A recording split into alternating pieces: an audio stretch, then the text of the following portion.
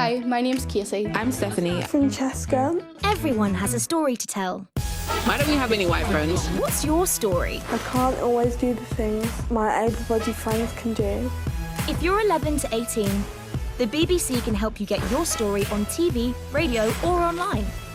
Basically, we're trying to get a skate facility. We just want to inspire other people that they can do the same in their village. Find your voice and enter now at bbc.co.uk/Young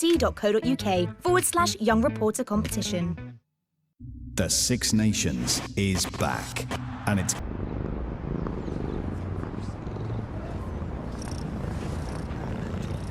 Good morning and welcome to BBC One. Now at 6 o'clock, we start the day with the team at breakfast.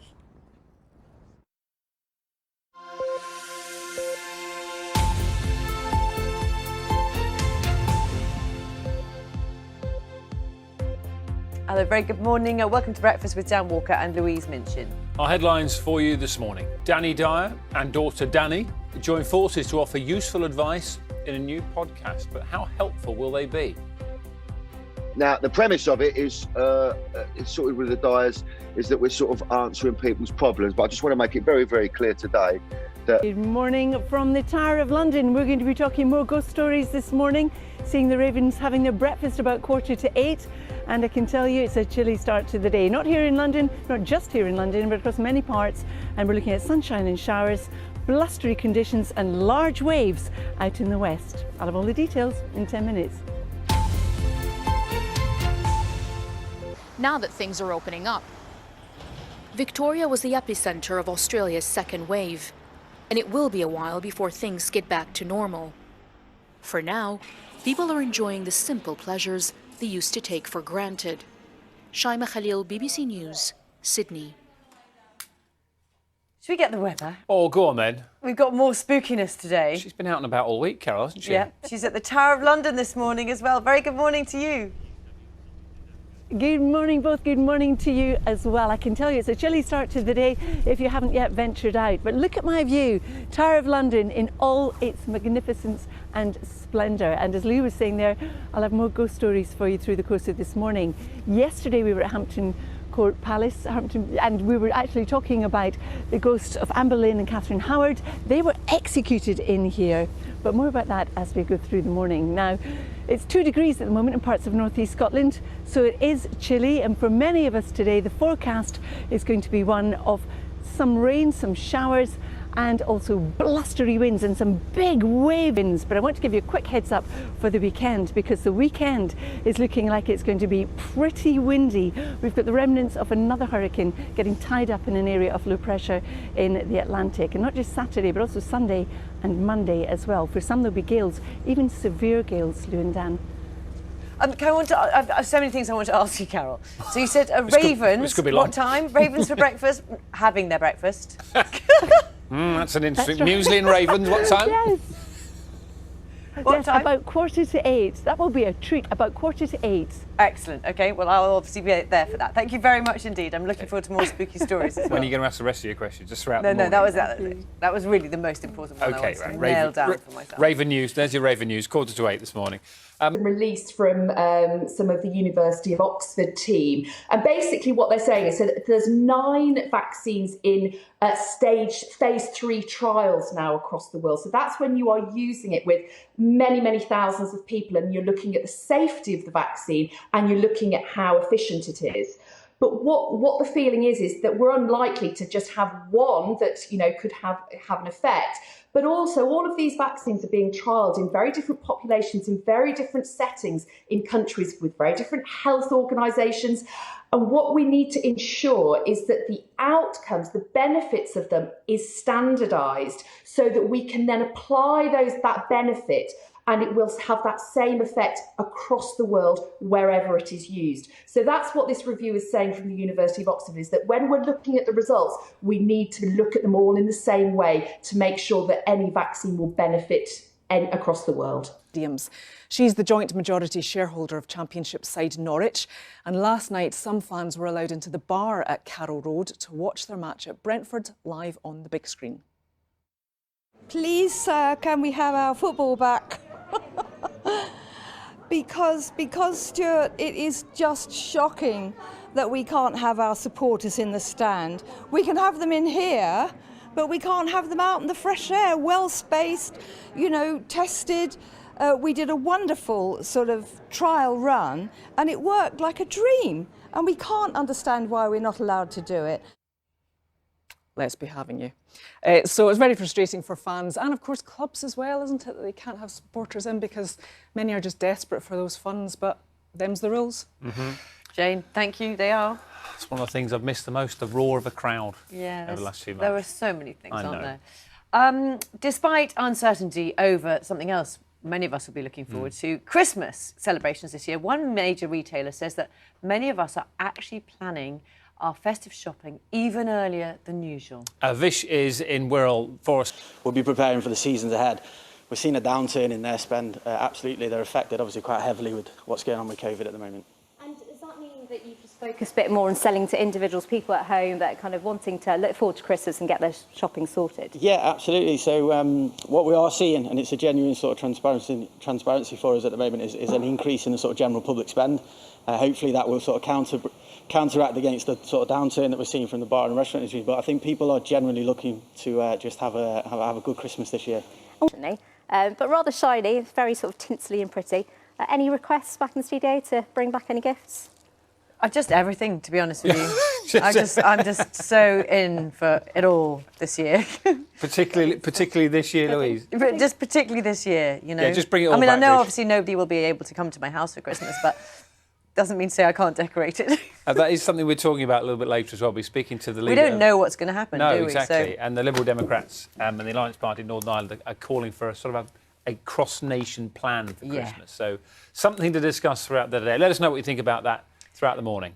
So we've had such a great week of weather with Carol. I mean, not the weather particularly, but Carol's been good. Carol's been out and about telling us ghost stories, all sorts of things. Today she's at the Tower of London for us with another fabulous view. Thank you, Lou. Good morning, both, and good morning to you as well. I'm going to tell you one of the most famous ghost stories here at the Tower of London. And if I turn round, you can see the building behind. This is the Bloody Tower. Now, the ghost story relates to the two young princes, Edward and Richard. They were brothers and they were held here and died in suspicious circumstances. And it's said that their ghosts can sometimes be seen holding hands in white nightdresses, just staring ahead, and then they fade back into the walls. And it wasn't until 1674 that their skeletons were found in this building behind me. This is called the White Tower, and they actually died in 1483, so that was quite some time until 1674 until their skeletons were found. Now behind me also you can see Tower Green, and this is where many of the executions took place, and if you remember, Anne Boleyn was one of those that was actually executed here, and her ghost is also said to haunt the Tower of London. Now the forecast today is a bit chilly, I must say. If you're just stepping out, if you're hanging around a bus stop or something, looking pretty wet and very windy even into Monday. Carol, have you got any, I know it's very early there this morning, so are there any beefeaters knocking about yet? Are they turning up a bit later? We saw one earlier, and do you know why they're called beefeaters, Dan? Oh, go on then. Because they eat beef? Because in the olden days, well, they probably do, or some of them anyway, but in the olden days, part of their salary used to be beef, basically, big chunks of beef. You know everything, Carol. I'm going to try and test you out with some Tower of London factoids later. No, don't. Oh, Carol, thank you so much. We'll see you soon. Thank you very much. And she said ravens were having their breakfast in an hour's time. And the ravens are just behind her. They're down on the You floor. are obsessed with the Tower of London, aren't Well, you? we went there over the summer with the kids, and there was hardly anybody there because so few people were turning up. It was that week it was incredibly hot. Do you remember that week in the middle of the summer? And it was brilliant. My 3 children absolutely adored it. They love a bit of history and a bit of gore. Did you? Yeah, and me too. Yeah. Coming up to 10 to 7, they might be best and Dani Dyer have decided it's time to try their hand at something new. Problem solving.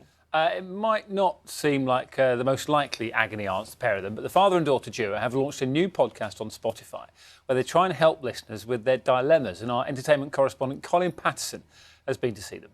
How did it work in your house growing up when people shouted Dani? How did you know who they were wanting? And it works lovely. I think it's so common though, isn't it? I don't know if it was from around Canning Town. Everyone always calls. Since Dani came out and, she won Love Island, sort of became a lot more famous than me. So we've had people sort of sniffing around us for ideas. The idea of us sitting in a room together and just talking, which is what a podcast is really appealed to us. Me and Mo-Fi, where we sort out your life dramas. You can email us in and we'll help you all solve your problems. All right. Sunday, so we have a nice roast after. Now, the premise of it is, it's sort of with the Dyers, is that we're sort of answering people's problems. But I just want to make it very, very clear today that we're not qualified to do that. So really, we use people's problems or their little dilemmas to go off on our own little anecdotes about how it ties into us, really. I don't actually think how they're allowing it, to be honest. Well, it's still early days yet, darling. So we relationship with my mum and dad, although they are my mum and dad, we're friends. They had me young, so I've sort of been through it. Sort of, in a way, grew up together. Really. Yeah. Especially me. It took me a long time to grow up. You've got to get the fine line between being friends and being father and daughter relationship. Yeah. But it's a learning process being a parent. I've said all this to Dani. Obviously she's pregnant herself, and there is no book really you can read. You gotta just learn on the job every single day. It's a revelation being a parent. It really is, and it can be a beautiful thing, but it can be one of the most frustrating, irritating things you'll ever do in your life. Yeah, Dani, how's it been being pregnant during lockdown? It is difficult. It is. I think the only thing that is difficult is the fact that my mum's not been to a scan yet, something like that. So I feel like that's the only struggle. I had a bit of a panic the other day just because I thought, oh no, my daughter's going to give such a thing, isn't it? It's a miracle, the whole thing. Before then, we've got Christmas. Now, little Dan, what is the Dyer family Christmas? Just sitting around the table, Dad, don't we? Like when we were my nan's there, my uncle, my auntie. I mean, we do go off. Yeah.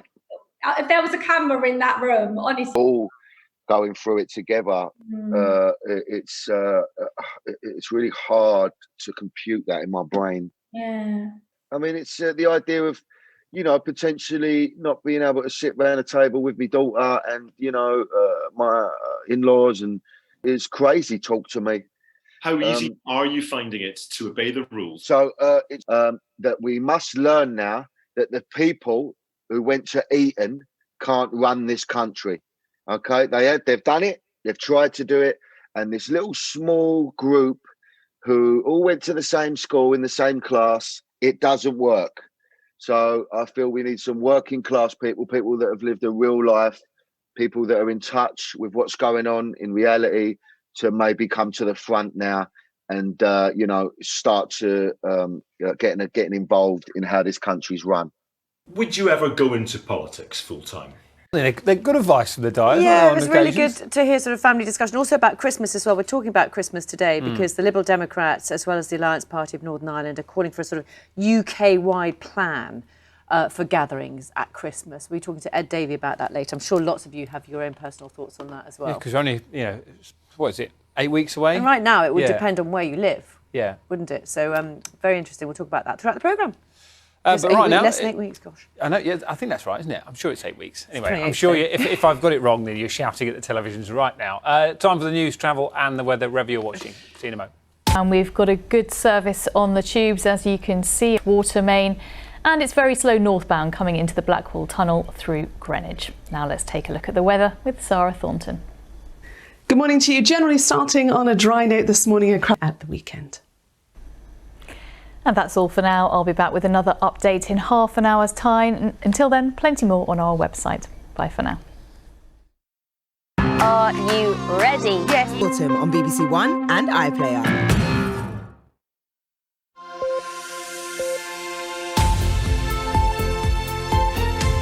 Running. It's out and about. Yeah, and somewhere today. spectacular. Today is the Tower of London, as you can see. Very good morning again. Good morning, everyone. It is spectacular here at the Tower of London. You can see from our aerial shot just how splendid it is. Now I want to take you over to have a look at the ravens, because later on in the next half hour or so they're going to be having their breakfast. Now there have always been at least 6 ravens here at the Tower, and that's because Charles II woke up from a dream where he was warned that the crown and the Tower would fall if the ravens left, and the ravens have been kept here ever since. Now, the older birds would have had their wings clipped so they wouldn't fly away too far, but they no longer do that. So the younger birds don't have their wings clipped, but they're well fed and well looked after. So they do tend to stay here at the tower. Now, it's a chilly start to the day if you haven't yet ventured out. Some of us are starting off with some dry conditions, but some of us already have some showers. And the forecast for today is one of sunshine and showers in the Lake District. I'm looking forward to the next half hour because then we're going to see the ravens having their breakfast, Lou and Dan. Can't wait. Thank you so much, Carol. We'll see you then. Thank you. It's been nice to have a look around this morning, isn't it? It's approaching 7:15 now. The English. Welcome to BBC One, everybody. Bringing the joy this autumn on BBC One and iPlayer.